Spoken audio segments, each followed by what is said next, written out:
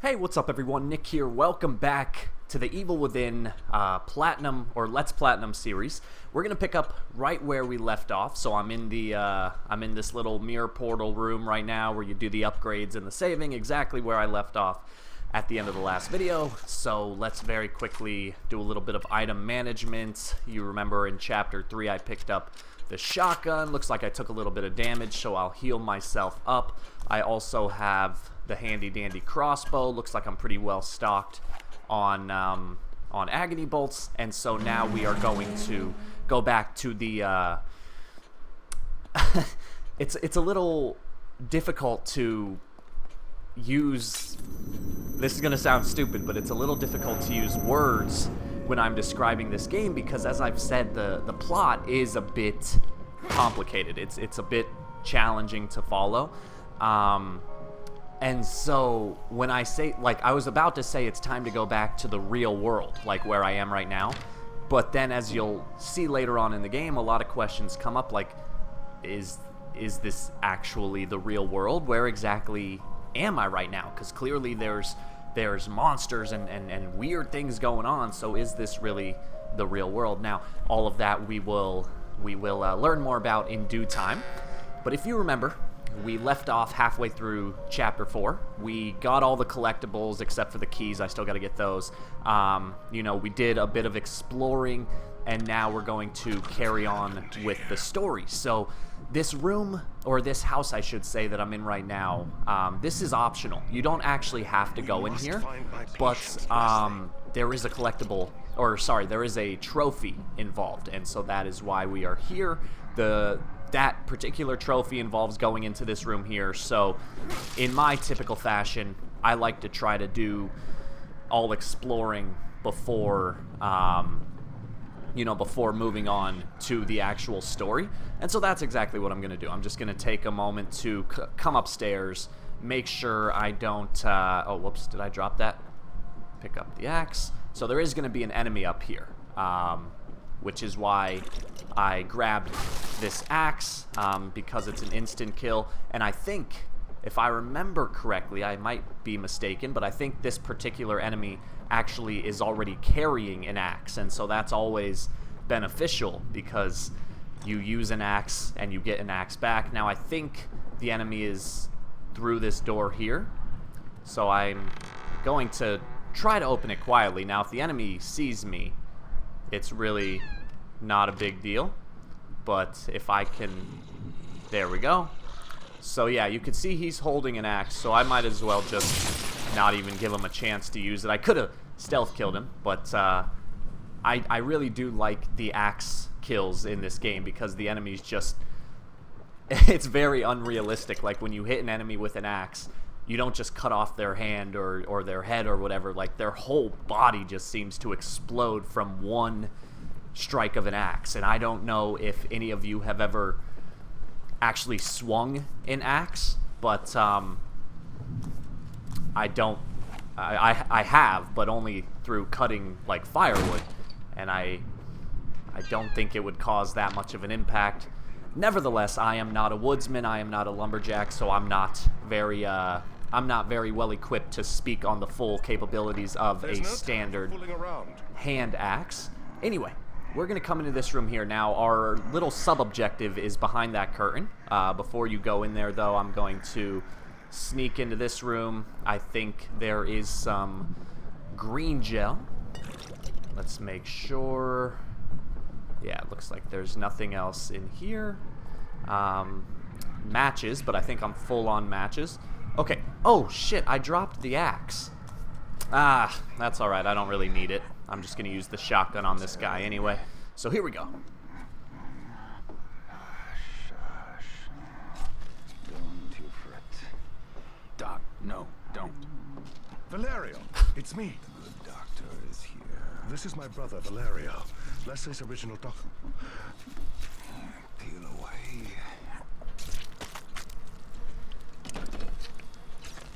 Yes, expose everything. Hey, what are you doing? Alright, so you're going to have to get ready to run right when you gain control, turn left, and because he's gonna like swing his weapon at you, and then you can just, ooh, wow, I don't think I've ever hit him in one shot. That was a point blank headshot. Nice. Usually when I shoot him, he falls down and then we finish it off with a match, but that's like the first time.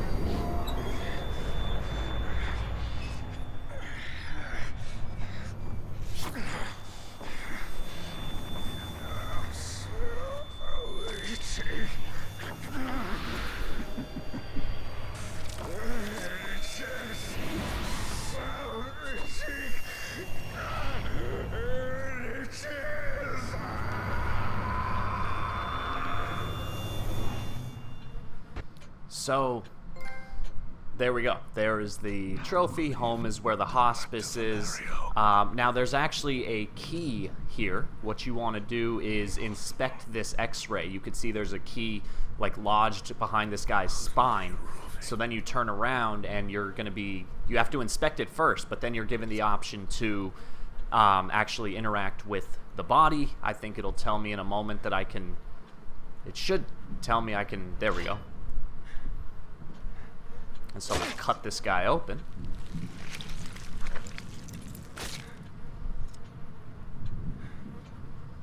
Reach on in to get the key.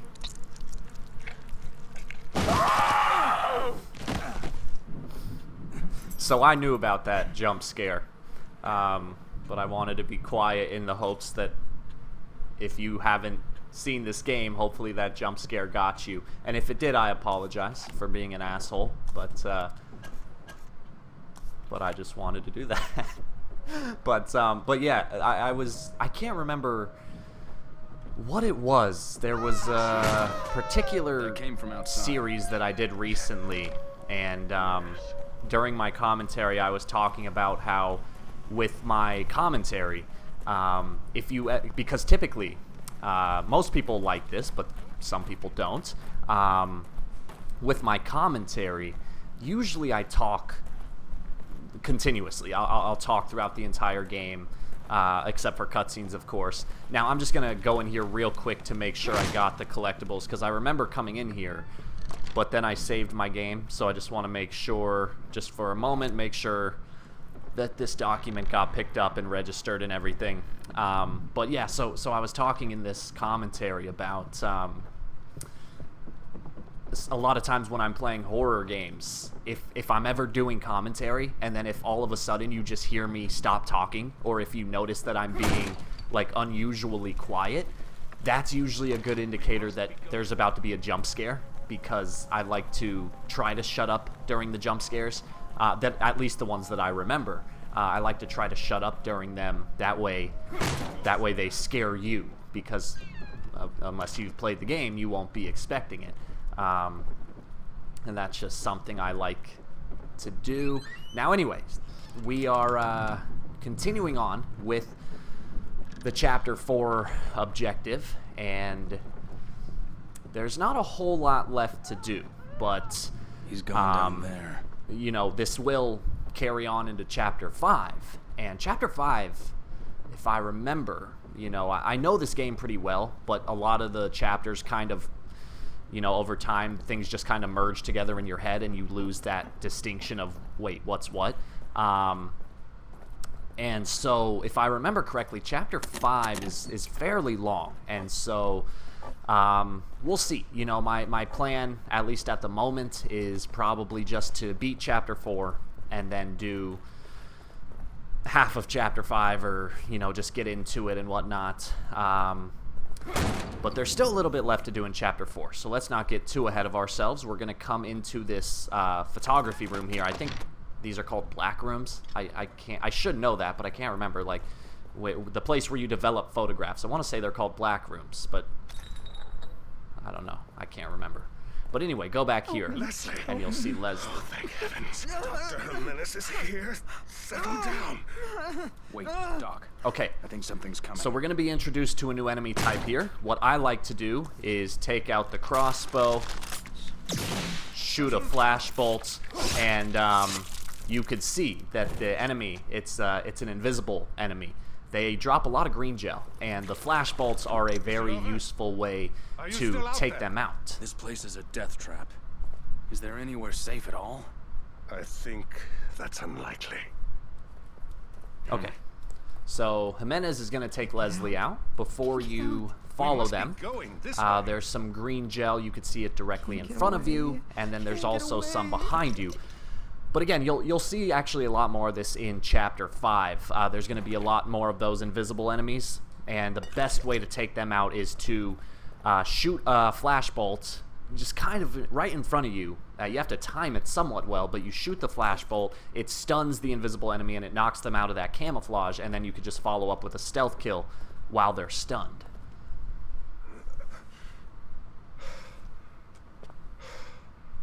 The stairs are gone. We must be collectively losing our minds. Losing our minds. Losing our minds. Losing our minds! Losing our minds! Losing our minds! Oh God. No. Ruvik.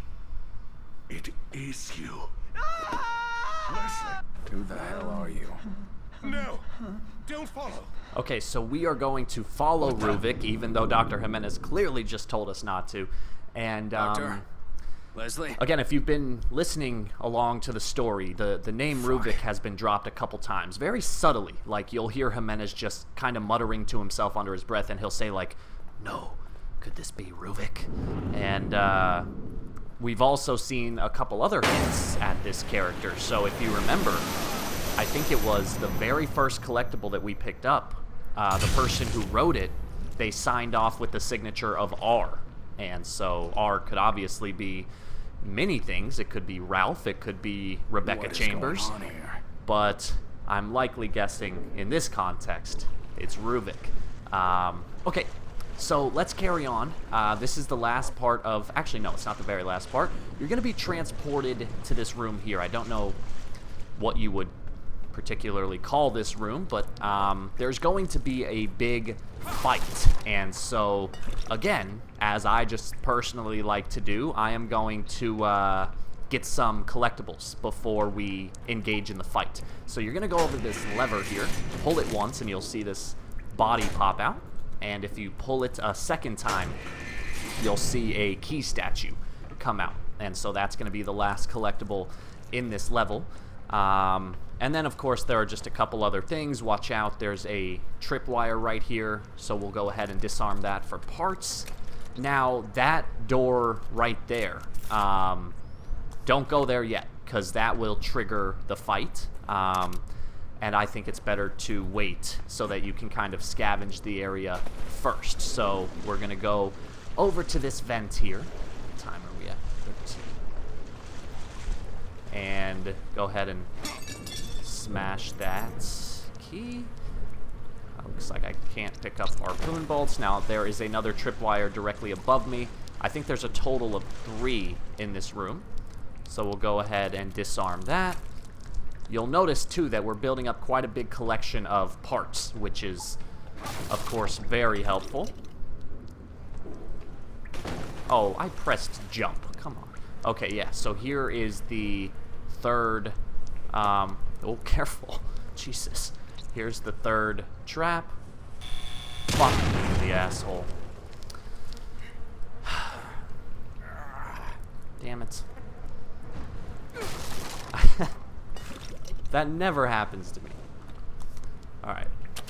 Again, thank the maker, this is not a Kumu mode. Now, there is one more trap just like that I'm going to come in here to do. I think there's another type of bolt right here. That's the shock bolt. But this room that I'm in right now, this is actually where I'm going to kind of make my stand during the fight. Now, hopefully I can disarm this one. Whew. Okay. And, okay. So I think I picked up everything I need. Now we're going to engage in this fight.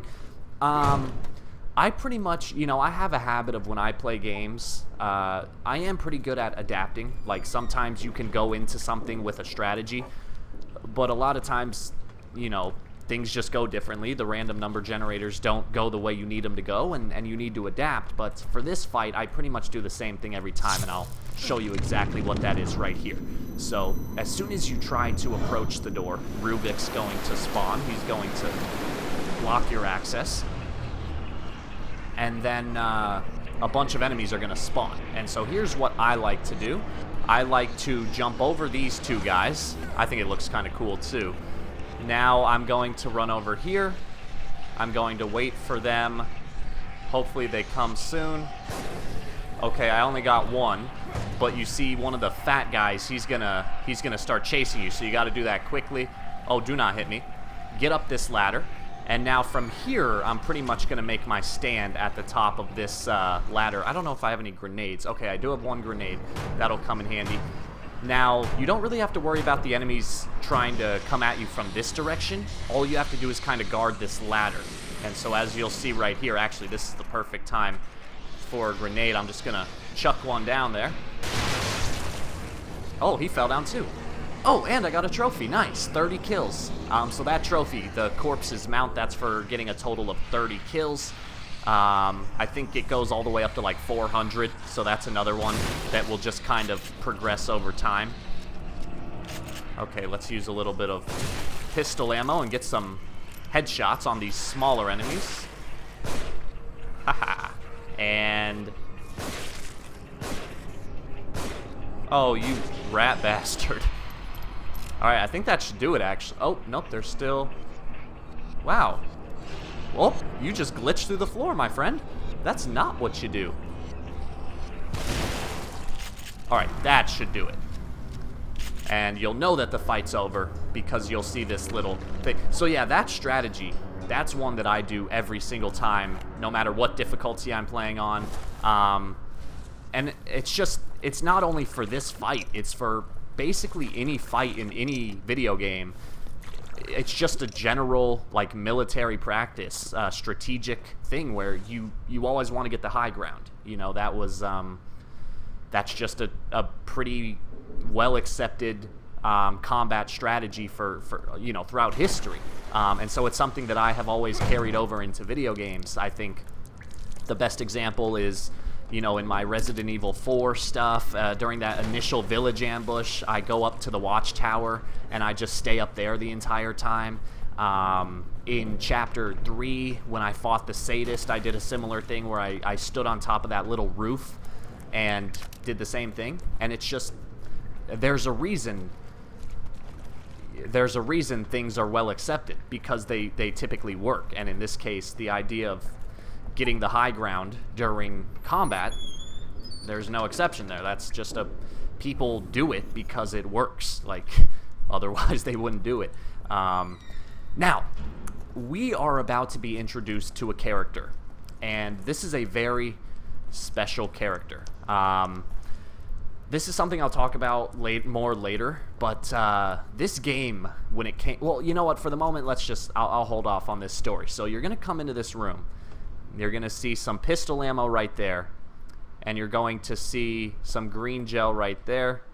Now, you don't want to go too far into the room because it will trigger the enemy. So I'm going to make a run for it. I'm going to go for this green gel. Here she comes. So I'll try to give you a quick... oh, fuck me, I got caught. Shit. Oh, fuck me, fuck. I hate this enemy. Okay, so run behind this door here. You'll see her pursuing you. This scary-ass creature is called Laura. She'll be distracted by that enemy that just happened to walk right into her. And now you're going to run down this hallway here. Again, remember, Sebastian's sprinting capabilities are not good at all, so you gotta be quick. Now come into this room. She is going to spawn in here, so don't waste too much time. Just get the green gel. Sebastian, I swear to fucking God, quit getting caught on things. You guys have no idea how much this lady scares me. Now, I think I should have time to disarm one of these just for the hell of it. What is it with okay, yeah, so this second one... oh my God. It's unbelievable. Like, I've played this game so many times, but you guys will never understand how much she actually scares me. So her name is Laura, and again, there's a big story behind this. This is something I've told my friends about, various people about. It's something that I talked about in the commentary during my Akumu difficulty walkthrough. Okay, so she's gonna spawn one more time. Again, just don't even, Now, sometimes she will be able to hit you right here. It's very unfair, because the game makes you stop. Sometimes she's able to hit you. It's really stupid. But, just get under that door, and that's it. No more Laura. We're done with her until next chapter. Well, we are gonna run into Ruvik one more time, though. But anyway, so that's basically it for Chapter 4. I'll tell you a little bit about this story, but again, I'll talk about it more when it's more appropriate. But this game, when it came out, so the first thing you need to know is I am a huge horror fan. Whether it's horror movies, horror video games, horror books, it's my favorite genre. The horror genre is my favorite genre. And out of all the movies I've ever seen, out of all the games I've ever played, this game, The Evil Within, this is the only thing that has ever given me a nightmare. Back in 2014, when this game came out, I played it. I bought it like the first day it came out. I was really excited for it. I got to chapter 4 or 5. I met Laura, and that same night, I had the worst nightmare of my life. It was the most realistic dream I've ever had. It was the most terrifying dream I've ever had. And it's still something that I think about a lot of nights when I'm going to sleep, just hoping that I don't get that same nightmare. And it was all triggered by this game, and specifically it was triggered by Laura. Now, Laura, you'll see her more later. So there we go, that's the end of Chapter 4. I'm going to save my game here. And we're going to move on to Chapter 5. I got my collectible list up in front of me. But yeah, you know, Laura, there's a certain monster monster cliche in the horror genre, and you can think like The Ring, The Grudge, things like that. It's this, it's very common to see these kind of tall, lanky, pale-skinned girls with like long, dark black hair, dirty. You can't really see their face. It's something that pops up a lot in The Ring and in The Grudge, and as you saw right there with Laura. But Laura's a little different. She's longer, lankier. She has like 4 arms. She's just scary. She is the stuff of nightmares, and as is obvious from my literal nightmare. Now, right here, there is a map fragment right when you start, so make sure you pick that up. But anyway, let's get a couple of these collectibles. So let's open this. Explosive bolts. Damn it, do I not have... I can't carry it. Personal document. So let's read this. March 2005. The bad news is that I've been reassigned to a new partner. The good news is that Myra said yes. But even the bad news isn't so bad. Joseph is a great detective, and we're a good team. Crimson City needs more men like him on the force, and it's an honor to be working with him. But sometimes it feels like bailing out a boat with a giant hole in the bottom. For every crime we solve, it seems that 10 others are committed. The KCPD is a thin blue line protecting the populace from the criminals, but sometimes it seems like there's more of the latter than the former. So there we go. A little more backstory into, a little more backstory into... Sorry, I'm just reading the collectible list. A little more backstory into this relationship between Sebastian and this character named Myra. So Myra was his partner, and he ended up developing feelings for her, and it sounds like she just said yes to marrying him, and so now he has this new partner named Joseph, who of course is the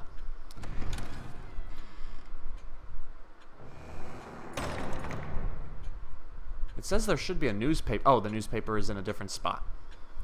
That's weird. Okay. Investigation stalls in serial killer case. Community cautiously optimistic. Citing lack of new leads, police suspect serial killers may have gone into hiding or moved on. Okay, so those are the first 3 collectibles. While I'm here, because I don't think I'm going to be coming back here for a while, I might as well cash in the 2 keys that I've picked up. So let's go ahead back there. But anyway, so as you saw in the collectible, Sebastian, once Myra said yes, it's, of course... Whoops. Oh, I didn't mean to open that one. I wanted to do it in order. That's a new type of bolt, the freeze bolt. Damn it. Crouch. Okay, pick up the syringes. Now we're gonna resume the order I've been doing. That one locker is going to bother me. It's out of order. Okay, so I think we're good to go. We got the collectibles, cashed in the keys, and so we'll continue back into Chapter 5. And again, I'll probably do like half of it or just a little bit of it before wrapping up this video. So let us rewrite that save. But anyway, guys, so yeah, the story I was telling earlier, I originally played this game back in 2014 when it first came out. I got to a certain point, and that's when I had my nightmare from Laura. And after that, I put the game down, and I did not touch the game until 2017. So I did not touch the game for 3 years, all because of that nightmare. And it just really got me. It just really, really got me. And so again, later on in this series, I'll tell you a bit more about that nightmare. Now, what I'm going to do, there are going to be a few of the there are going to be a few more of those invisible enemies. So we're gonna, as I said earlier, we're gonna have to make use of you know, we're gonna have to make use of the shock bolts. That's a good way to... Oh, fuck me. I forgot about that. I forgot about that enemy. Or not enemy, but just... It's like a vision, or... I don't know. But I thought they dropped green gel. Okay, so you're going to want to take out the crossbow, because you're going to see... Okay, not yet. I think I got to progress a little further into the hallway, but the way that you can tell if an invisible enemy is coming is typically there are things that they'll stumble over. So if you give this a watch, let me just go in here real quick. I could have swore one of these enemies gives you green gel. Oh, no, but there's this. Yeah, so that guy, you don't actually have to fight him. Okay, but so check this out. You go down the hallway and you'll see this stuff in front of me. The invisible enemy will stumble into it. So you can see him right now at the end of the hallway, and then he's gonna make his way towards me, and you'll see this. You'll see he runs into this thing. Hopefully. Okay, here he comes. And there you go. You've got to be kidding me. Oh my god. You fucking piece of garbage shit. There you go. Great. So I just wasted a bolt because for some reason the game didn't want to give me the stealth prompt. So thank you. Thank you for letting me waste that. Now, see, that's again what I've been talking about. Like, the game does have its flaws, and for the purposes of right now, it's not really a big deal because I'm playing on an easy difficulty. I can, I can afford to. Ooh, that is very unsettling. That sent a chill down my spine, and I've played this game before. Shit the bed. Okay. I'm forgetting where. So there are like 4 or 5 of those invisible enemies in this section, and I'm forgetting where all of them are. Ooh, that is a big thing of green gel. 1,000, nice. Make sure there's none in the toilets. Now, it's either this room or down below. There's a key. Looks like I have to get down. I'm just gonna make sure there's nothing up here, because once I drop down, I don't believe I can come back up. Okay. So there should be somewhere. There's a rat. There we go. Sorry, buddy. I didn't want to kill you, but you're hiding a collectible. Alright, so there's a key. There's some green gel. I can pick up one of those bullets by reloading. But anyway, yeah, so like I was saying, the game's not perfect. Now, I'm playing on a lower difficulty, so let me see real quick. Okay, so I'm playing on a lower difficulty, so wasting a bolt isn't really the end of the world. But you can imagine, like, if I were playing on Akumu, where resources are very hard to come by, wasting a shock bolt is a big deal. It's definitely something you don't want to do. And so that's where, you know, the game mechanics can really kind of come back to screw you in the asshole. Now, there's going to be another invisible guy here. You can see the footsteps in the water. Ooh, I let him get a little too close. It seems like they're moving faster for some reason. Like, I feel like in the past when I've played this, they don't move towards you that quickly, but these guys seem to be just moving very fast. Okay, I'm gonna make a couple more of those. I don't remember if there's 1 or 2 more guys left. Doesn't look like there's any green gel. Nothing, nothing, nothing. Okay, keep on keeping on. Whoops, I think I got turned around because I'm not going. I don't know where I'm going. Where am I going? Oh, through that door. Okay, I think the... Yeah, here he comes. Okay, I think there's 1 more. I know for a fact on Akumu mode there are 2 enemies. Or, I'm sorry, there's 5 enemies total. But I think on lower difficulties there's only... Whoops, almost forgot that. I think on lower difficulties there's only 4. I can't remember for sure. But there we go. Go into this office. The 4th one will attack you on your way out, so make sure you have a flash bolt if you don't have one already crafted. Let's get some green gel. How am I doing on health? Do I need to heal? Might as well, since I have a syringe right here. Pick that up. Get the key card. Awesome. And... okay. We are good to go. Again, we're going to be attacked by 1 more guy on our way out here. He's going to come through this door.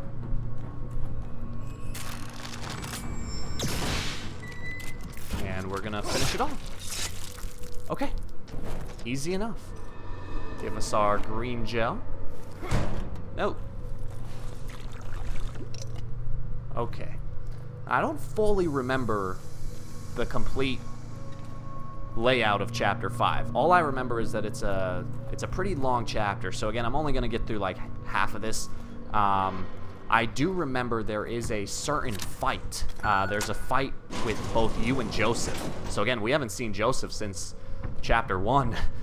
We actually thought he was dead. We thought he got caught in that like city earthquake. But we're gonna have a fight with him, and there's a trophy related to that fight. There's Ruvik. So yeah, there's a trophy related to this fight. Basically, because you're doing the fight with Joseph, Joseph also has a health bar, and you have to try to get through the fight without Joseph taking any damage. And I'll probably save that for the next video, because I anticipate it being kind of a problem, especially this early in the game. So I might not even do that trophy on my first playthrough. I might save it for a future playthrough. But regardless, we still have a little bit left to do. There are 2 collectibles in this area here. So you have to look into these 3 rooms, and you'll see that now a door will appear. And they're these little puzzles, but they're very, very simple. More creepy laughing. Please stop, or crying, I guess. Alright, so here's a document. He lies into his own son, his own flesh and blood. It's outrageous. Gone to a better place, that hypocrite, that sanctimonious fool. I know the truth. I know him better than he knows himself. He's trying to punish me again. He always resented our closeness, thinks he can use it against me. Does he take me for a fool? Laura is not dead. And again, Laura is, I'm trying to avoid spoilers, but sometimes things just accidentally slip. Oh, whoops, I forgot to look. So you gotta look right here. You can see that there are 3 outer cogs. And then you look at the puzzle here, and you can see this one has 4, 3, so it's this one here. If you do it incorrectly, so you see how these spikes pierce the body, you'll notice that there's holes on the floor. If you do it incorrectly, well, I can imagine you can guess what would happen. So now we'll go behind door number 2. Let's go in here. There's one more collectible. I don't know if it's in this room or the next room. It should be in plain sight. So if I don't see it, yeah, I don't think it's in here. It's probably in the next room. This one, I think it's either the heart or brain. Or wait, no. No, it's this. It's the, you can see that this guy's looking at a sunflower. That's the puzzle. So you can see sunflower, some other type of flower. So, of course, go with the correct one. And we're good.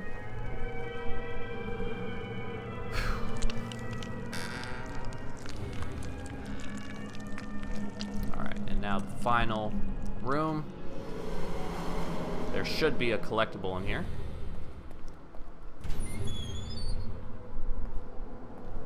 Should be an audio tape somewhere. There we go. Assimilation of subject's consciousness. Initial symptoms: sharp pain at brainstem and centered on insertion point, followed by gradual onset of hemorrhaging as capillaries dilate. Over time, degradation of the ego generates strong suicidal tendencies. They lose who they are and become clay, completely reshapeable in my image. But not me. Something keeps me from staying completely within.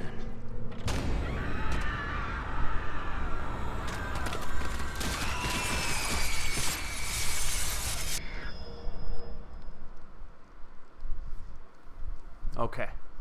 So, again, I'm just looking to my side. I have another screen with all of the collectibles. I think we're going to have a cutscene here, and then I will wrap up this video with getting a few more of those collectibles, and then in the next video we'll do that big fight that I was talking about. So we'll wrap up Chapter 5 in the next video. Joseph.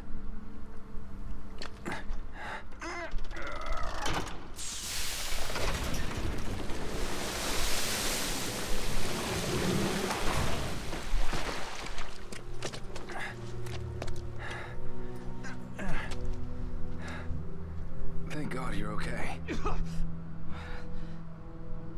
I don't know what I am, but it's definitely not okay. You brought me here?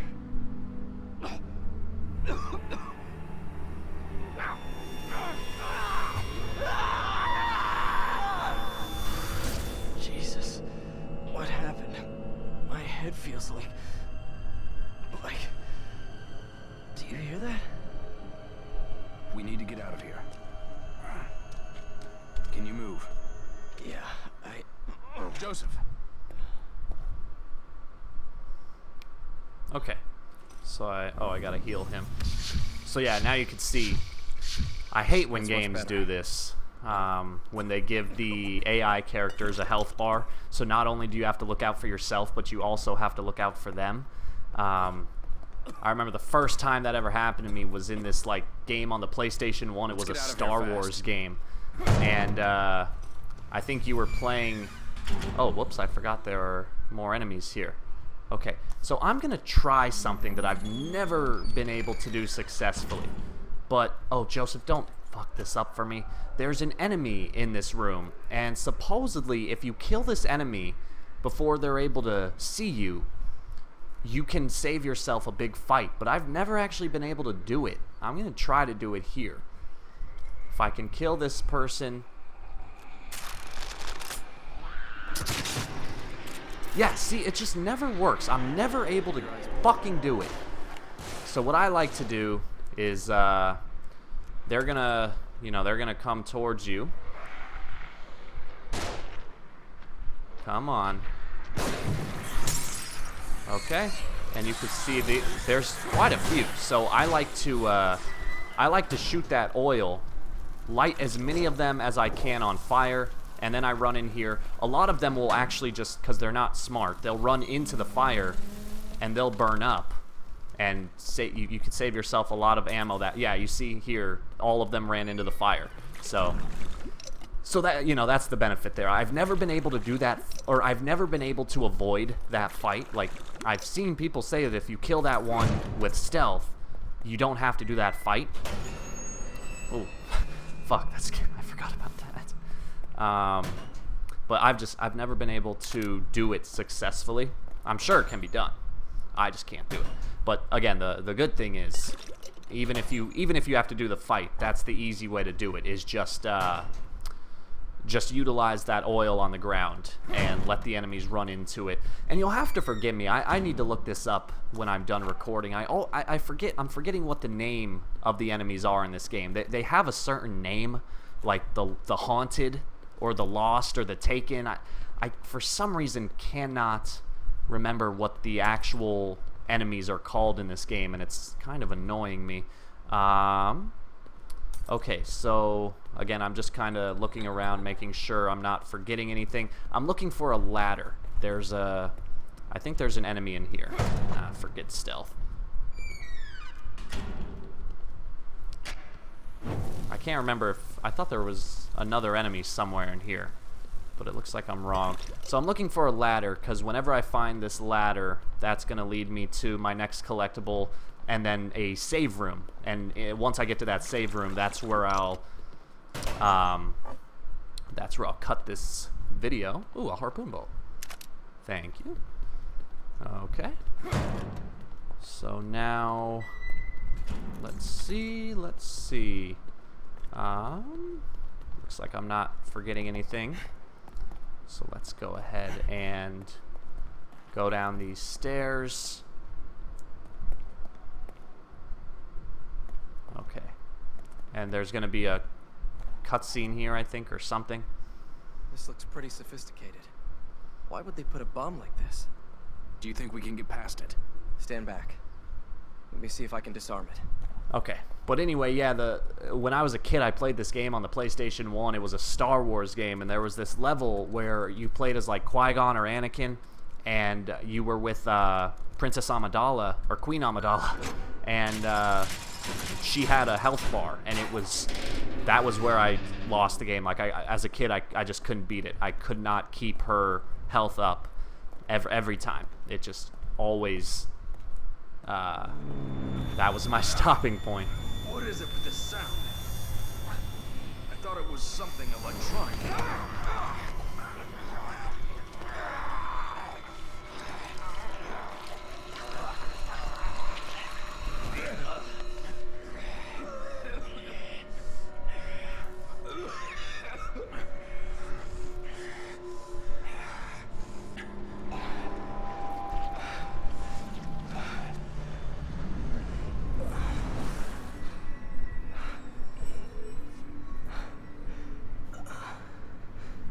Joseph, after Connolly, I thought... I don't know what came over me. I haven't been feeling well, but...